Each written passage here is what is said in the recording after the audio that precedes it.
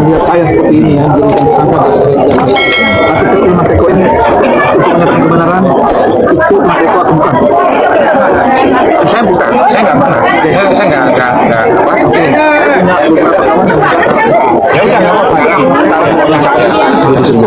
harus naik ke sekolah karena memang kasus ini kan bukan kasus menyatakan mengaku begal itu hak Mas Eko dan itu harus ngomong tapi saya melihat dari kawan-kawan yang marah itu saya punya kawan-kawan yang memang saya nggak apa-apa artinya ini kasus ini mau seperti apa ini nanti mungkin kalau memang persidangan saya akan buka nama itu yang memang sangat dekat dengan Mas Eko sendiri karena ini melibatkan saya dan saya harus perjuangkan diri saya sendiri bukan masalah saya aja ini masalah bangsa ketika ada presiden tadi statement Mas Eko sangat penting buat saya kode keras mereka tidak perlu ijazah ini mengajukan saya artinya Mas Eko memang saya diduga kuat ya ikut andil dalam pembahasan Ya, itu kan hak Anda melakukan proses itu dan sudah melaporkan kan? ya. Nah, saya yang merasa dituduh, saya merasa bahwa itu bukan saya yang melakukan. Laporkan balik saya. Kenapa? Laporkan balik kalau memang benar. Kok laporkan balik? Kan saya diundang di sini aktivis. Makanya saya bilang, saya sebagai aktivis, saya nggak akan melaporkan kayak gitu. Kenapa enggak? Kenapa Mas Eko? Kalau memang Mas Eko tidak, baru dilaporkan saya. Loh enggak, ngapain saya harus mencederai orang gitu loh untuk melaporkan balik? Saya nggak pernah merasa apa misalnya nggak merasa membuat, silahkan Anda sudah melaporkan di sana pasti akan diuji kan, di sana kan pasti akan diuji saksi-saksi Anda dan sebagainya. Kalau misalnya itu nggak terbukti, saya pun nggak akan menuntut Anda, saya nggak akan melaporkan balik. Saya kira itu ya. Kenapa enggak? Gitu. Ya, itu prinsip Bung. Ya. Saya nggak akan melaporkan pun saya tadi udah salami saya nggak akan Saya ada adiknya Nuku. oh Mbak Anu Saya Rizka, saya istrinya Rizka. saya nggak akan melapor Apa namanya? Saya kan udah tahun ini ya, Bang. Jokowi melaporkan tentang suami saya. Ya. Jadi saya kan ada perlawanan dong. Betul. Nah, ini kan semua kan awalnya kan dari ya, sampai nah kita ini saya sama anak saya kita sama teman namun kita bisa balik lagi kita harus maju nah tapi kita juga mesti ada perlawanan nah ini banyak teman-temannya Bang Mutu yang akhirnya nih yang buat nih sini juga mas ya udah nggak apa-apa kan saya gitu kan ya kan ya jadi apa namanya ini bentuk perlawanan kita kalau kita Ini bukan perjuangan saya tahu. Saya kemarin dilaporkan oleh Jokowi dan diduga kuat Mas Eko terlibat dalam pembuatan itu. Ya, karena bukan satu atau dua orang yang terlibat. nggak apa-apa Kasusnya pun mengarah ke situ. Ya, artinya inilah ini saya alhamdulillah hari ini saya ketemu ini juga pernyataan Mas Eko ini. Ya dan oh bukan ya tidak melaporkan saya ketika saya bagaimana saya nggak melakukan gitu loh dan saya juga nggak pernah menyerang istilahnya secara politik ya saya nggak pernah menyerang ya sekarang di pihak Pak Diman saya juga cuma lihat bukti kalau saya kemudian saya kan diam sebagai ketua KPU saya tahu memang tahunya seperti apa? Tahunya artinya bahwa saya tidak pernah ya nggak pernah apa menerima yang saya terima waktu itu adalah fotokopi ijazah yang dilisensi. Ijazah apa? Karena memang ijazahnya apa waktu itu Mas? Ya kehutanan dong. Karena Bang Peter sempat bilang Bang Peter ya itu urusan ada dua ijazah katanya. Oh enggak mungkin. Saya ketua KPU Tapi habis itu waktu itu iya kan begitu aja. Oh ada anunya dia mau ngomong apa aja bisa. ini kan perspektif mas Iya, juga iya. ya gitu Dan kan Anda lihat bukan anu lah tadi saya betul saya berpisah jalan juga apa dengan Pak Jokowi kira-kira begitu kan ya kan itu buku sudah. Artinya gini, artinya saya dengan Mas Eko itu kawan abang saya. Ya, tahu. Tapi ini perjuangan saya untuk membela diri saya. Ya. Sampai mati pun saya akan bela diri saya. Sampai titik darah penghabisan. Siapapun lawannya saya bela untuk kepentingan saya. Saya nggak peduli siapa. Mau mengekspo PKI atau bukan itu urusan lain. Ya kan? Tapi ini untuk perjuangan saya dan keluarga saya. Tanya bilang tahun loh mas Eko. ya saya hidup kita Mas jadi Eko untuk membahas nggak bisa apa-apa nggak bisa kerja nggak bisa apa saya juga bersyukur ketemu Mas Eko hari ini. ya Nah, kedepannya kita lihat proses-proses selanjutnya. Terima kasih. Ya, teman-teman, ini fakta baru kasus ijazah Jokowi.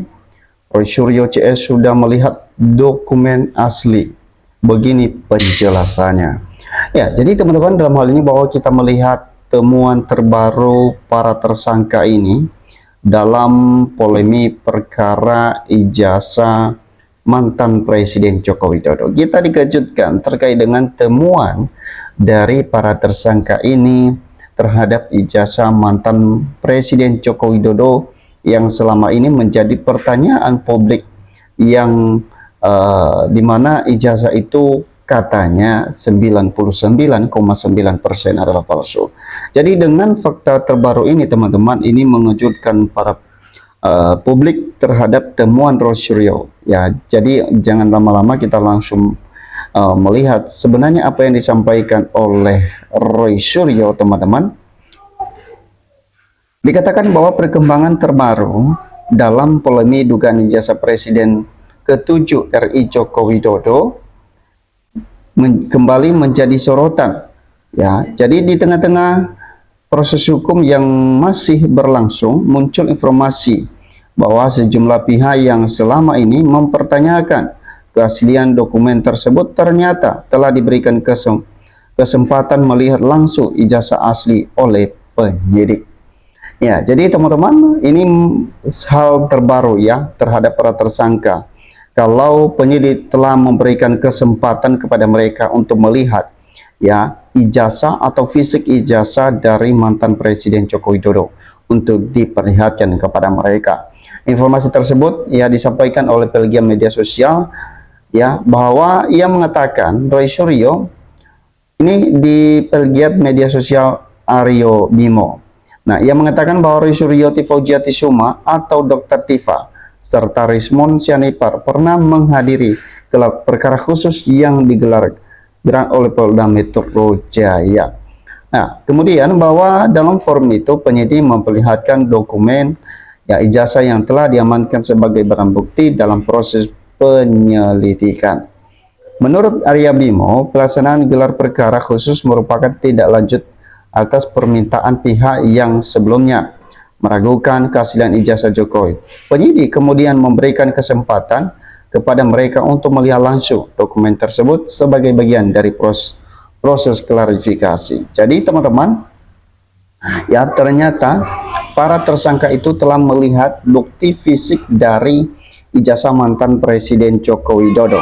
Artinya bahwa ketika para tersangka ini menyampaikan bahwa ijazah itu sudah mereka lihat, mereka sudah melihat secara langsung, itu artinya bahwa ijazah tersebut ya bisa dipastikan seperti yang disampaikan oleh para tersangka 99,9% adalah palsu. Dengan catatan bahwa yang disampaikan oleh Roy Suryo tersebut adalah ya setelah ditujukannya tersebut, setelah mereka melihat ya bukti fisik dari ijazah tersebut, ternyata ya 99,9% itu adalah palsu, dan bahkan mereka menyatakan semakin meyakini kalau ijazah tersebut adalah palsu. Nah, jadi teman-teman, ini tidak mengherankan kalau misalnya para tersangka ini ya setelah selesai gelar perkara khusus yang telah digelar oleh Polda Metro Jaya, itu artinya bahwa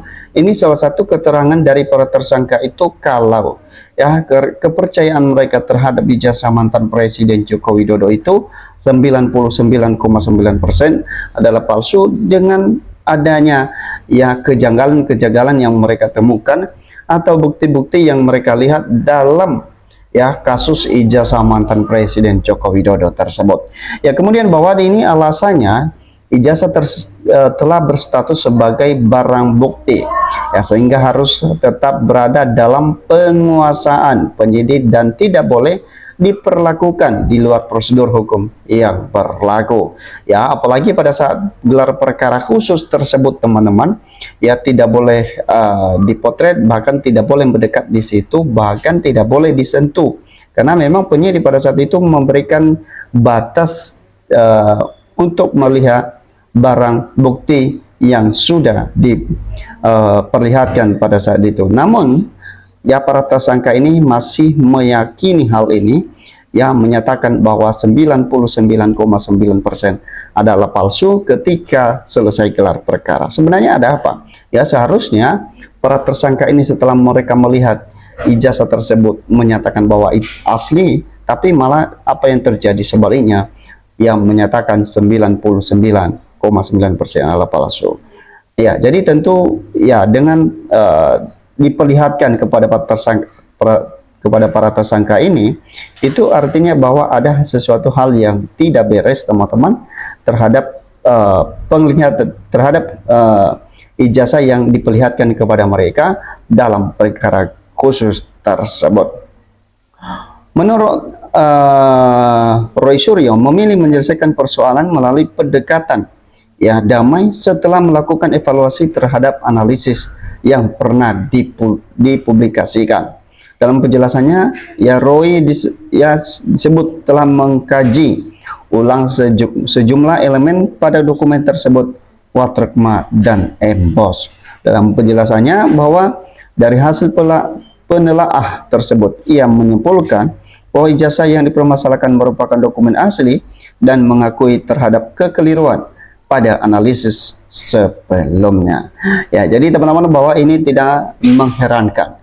Ya, kalau para tersangka ini dari awal kita melihat ada yang sudah mengajukan SP3 dan bahkan ada yang sudah mendapat SP3, maksud saya secara resmi, yaitu baik Engky Sujana maupun Damai Hari Lubis, dan terakhir kemarin yaitu Rismond Hasiolan yang begitu lantang untuk menyampaikan bukti atau fakta-fakta baru terhadap ijazah dari mantan Presiden Joko Widodo. Pada akhirnya juga dia mengajukan SP3 atau RJ kepada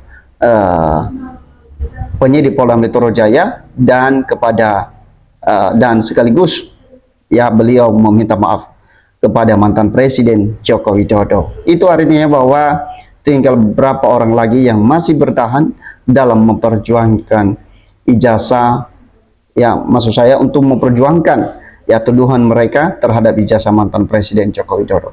Itu saja teman-teman, bagaimana menurut Anda? Berikan komentar Anda. Sampai ketemu di postingan.